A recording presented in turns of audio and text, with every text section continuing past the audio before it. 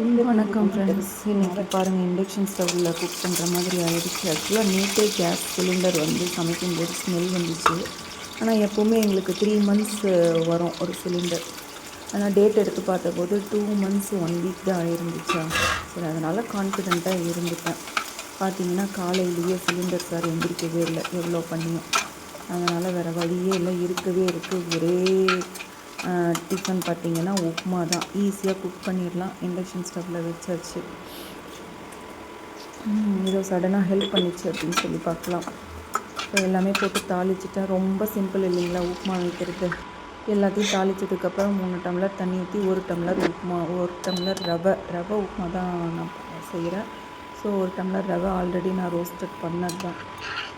So ஈஸியாக cook ஆகிடுச்சிங்க. Morning tiffin வேலை ஈஸியாக முடிஞ்சிடுச்சு. ஆனால் மதியம் சமைக்கணும் அப்படின்னு சொன்னால் ஒரு 9 மணிக்கு மேலே தான் சிலிண்டர்காரங்களுக்கு ஃபோன் பண்ணி கேட்கணும். சிலிண்டர் கிடைச்சா ஓகே, கிடைக்கலன்னா அடுத்து என்ன பண்ணுறதுன்னு அதுக்கப்புறம் தான் திங்க் பண்ணணும். கொஞ்சம் லைட்டாக தண்ணி அதிகமாகிடுச்சு போல் உப்புமா இப்படி தான் வந்துச்சு. இதுவும் நல்லா தான் இருக்குது. தேங்க்யூ.